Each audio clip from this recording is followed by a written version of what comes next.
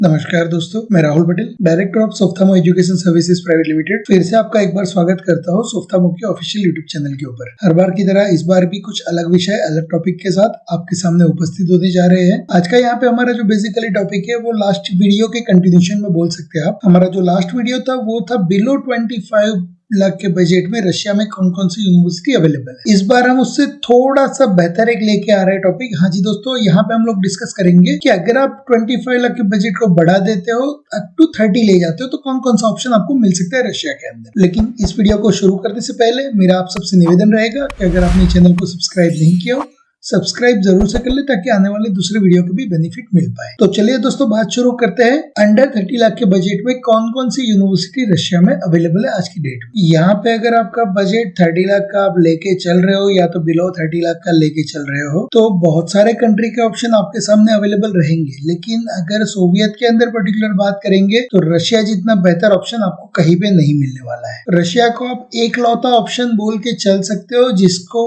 काफी अच्छा एक्सपीरियंस है इंडियन स्टूडेंट पढ़ाने का। लेकिन यहाँ पे किसी भी कंट्री या किसी भी यूनिवर्सिटी को सिलेक्ट करने से पहले जो एनएमसी का गाइडलाइन था 18 नवंबर का, वो गाइडलाइन को फॉलो करना खास जरूरी है। अदरवाइज कितनी भी अच्छी यूनिवर्सिटी से आपने डिग्री लिया होगा, वो डिग्री का कोई भी वजूद नहीं रहेगा वहाँ। तो यहाँ पे एनएमसी की ये जो गाइडलाइन है, वो गाइडलाइन क्या कहती है, उसके जो की पॉइंट्स है वो आपको ध्यान में रखने हैं। सबसे पहला पॉइंट है 54 मंथ्स का कोर्स ड्यूरेशन होना जरूरी है। उसके अलावा 1 ईयर का कंपलसरी इंटर्नशिप होना जरूरी है। जिस भी फॉरेन मेडिकल यूनिवर्सिटी में आप पढ़ाई कर रहे हो, उसी की हॉस्पिटल से आपको 1 साल का इंटर्नशिप करना पड़ेगा। मीडियम ऑफ इंस्ट्रक्शन जो है वो कम्प्लीटली इंग्लिश मीडियम होना जरूरी है। उसके अलावा जिस कंट्री से आप पढ़ाई कर रहे हो, जिस यूनिवर्सिटी से पढ़ाई कर रहे हो, वहां से आपको लाइसेंस लेना अनिवार्य है। विदाउट लाइसेंस आप इंडिया रिटर्न आते हो तो उस कंडीशन में भी आपकी डिग्री का वजूद कुछ भी नहीं रहेगा यहाँ। तो यहाँ पे जो 4 की पॉइंट्स है वो इवन इंडियन एम्बेसी जो मॉस्को में आया हुआ है उसने भी रिप्रेजेंट किया हुआ है। अगर आप जो लिंक हम दिखा रहे हैं यहाँ पे इंडियन एम्बेसी की, उस लिंक के ऊपर जाते हो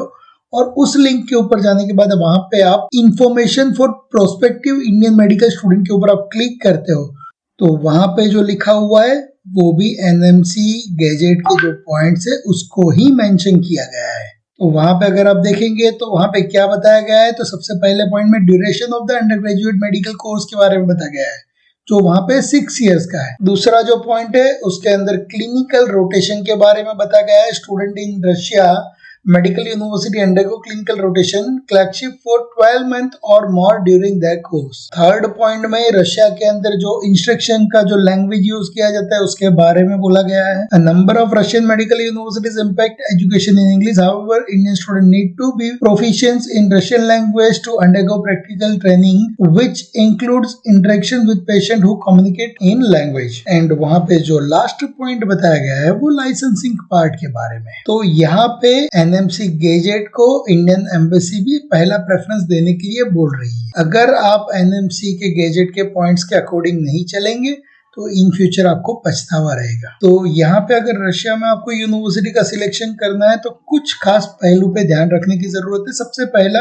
आपको यहाँ पे रशियन एजुकेशन सिस्टम को समझना जरूरी है। रशियन एजुकेशन सिस्टम की बात करेंगे तो यहाँ पे टोटल 4 प्रकार की यूनिवर्सिटीज आई हुई है, जिसके अंदर सबसे पहली जो यूनिवर्सिटी है वो फेडरल यूनिवर्सिटी है जो कि सेंट्रल गवर्नमेंट के द्वारा कंट्रोल होती है। और इसी वजह से compare to other state university और दूसरी यूनिवर्सिटी के कंपैरिजन में आपको फेडरल यूनिवर्सिटी बेहतर नजर आएगी। वहां पे अच्छा इंफ्रा नजर आएगा, एवं अच्छा पेशेंट फ्लो भी नजर आएगा। दूसरे नंबर पे जो आती है वो है स्टेट यूनिवर्सिटी। स्टेट यूनिवर्सिटी जो कंट्रोल होती है वो स्टेट गवर्नमेंट के थ्रू कंट्रोल होती है।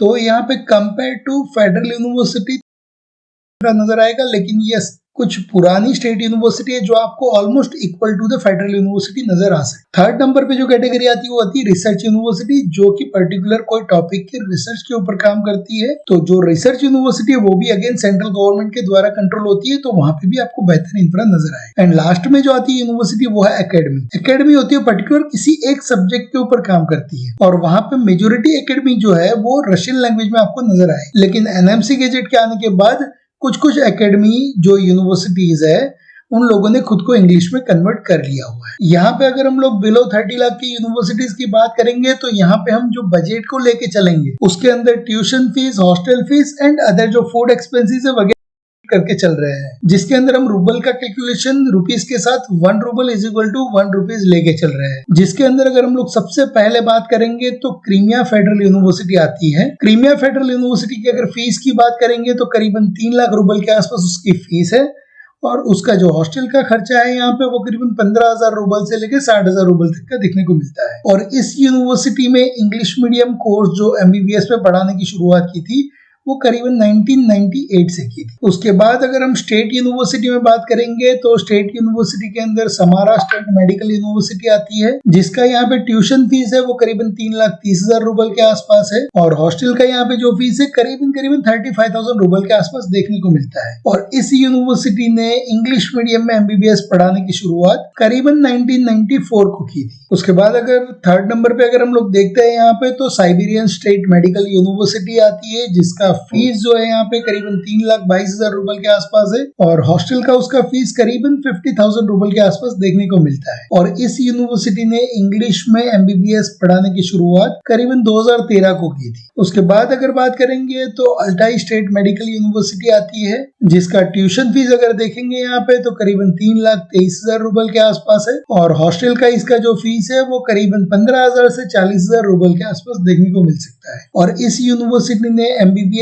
कोर्स पढ़ाने की शुरुआत यानी कि इंग्लिश में पढ़ाने की शुरुआत 2014 से 2015 के अंदर की थी। उसके बाद अगर देखेंगे तो मोल्डोविया स्टेट मेडिकल यूनिवर्सिटी की बात कर सकते हैं आप, जिसका ट्यूशन फीस यहाँ पे करीबन 3,40,000 रूबल के आसपास है, और उसका जो हॉस्टल का फीस है वो करीबन 30,000 से 50,000 रूबल के बीच में देखने को मिल सकता है। और इस यूनिवर्सिटी ने इंग्लिश मीडियम में एमबीबीएस पढ़ाने की शुरुआत करीबन 2015 के आसपास की थी। उसके बाद अगर बात करेंगे तो नॉर्थ ओसेटियन का नाम आप ले सकते हो। नॉर्थ ओसेटियन स्टेट मेडिकल एकेडमी जो है उसका अगर ट्यूशन फीस हम देखेंगे तो करीबन 2,44,000 यानी कि 2.5 लाख रूबल के आसपास आप बोल सकते हो, और हॉस्टल का उसका जो फीस है वो करीबन 15,000 से 30,000 रूबल के आसपास देखने को मिलेगा। और इस यूनिवर्सिटी ने इंग्लिश में एमबीबीएस पढ़ाने की शुरुआत करीबन 2019 को की थी। और यहाँ पे सबसे लास्ट में अगर हम लोग बात करते हैं तो उराल स्टेट मेडिकल यूनिवर्सिटी हम ले सकते हैं यहाँ पे, जिसकी ट्यूशन फीस करीबन 2,48,000 रूबल के आसपास है, और उसका जो हॉस्टल फीस है वो 15,000 से 50,000 रूबल के आसपास देखने को मिलता है आपको। और इस यूनिवर्सिटी ने जो शुरुआत की थी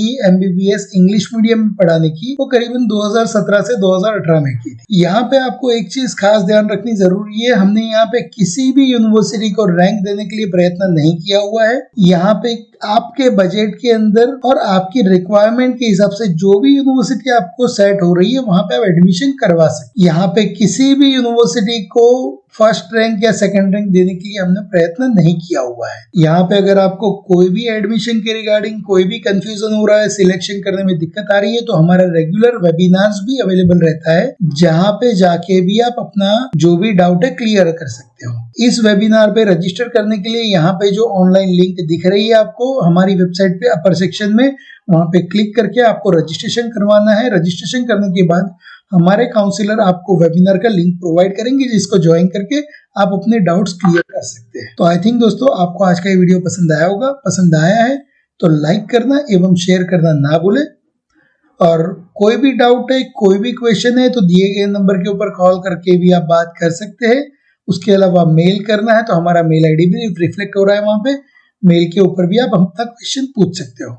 उसके अलावा हमारा चैट सेक्शन एंड व्हाट्सएप का लिंक आपको वेबसाइट पे अवेलेबल रहता है, वहां पे जाके भी आप हमारे काउंसलर से बात कर सकते हो। एंड फिर से मेरा निवेदन रहेगा कि अगर आपने चैनल को सब्सक्राइब नहीं किया है, सब्सक्राइब जरूर से कर ले, ताकि आने वाले दूसरे वीडियो के बेनिफिट मिल पाए। एंड एक आखिरी मेरा रिक्वेस्ट रहेगा कि हमारा टेलीग्राम चैनल है वो खास से ज्वाइन करें, ताकि आपको इंडिया के अंदर या अब्रॉड के अंदर जो भी अपडेट आ रहा है उस अपडेट की लेटेस्ट इंफॉर्मेशन आपको मिल पाए। तो यहाँ पे आपके अच्छी सेहत एंड अच्छे करियर की शुभकामना के साथ इस वीडियो को समाप्त करते हैं। धन्यवाद, टेक केयर।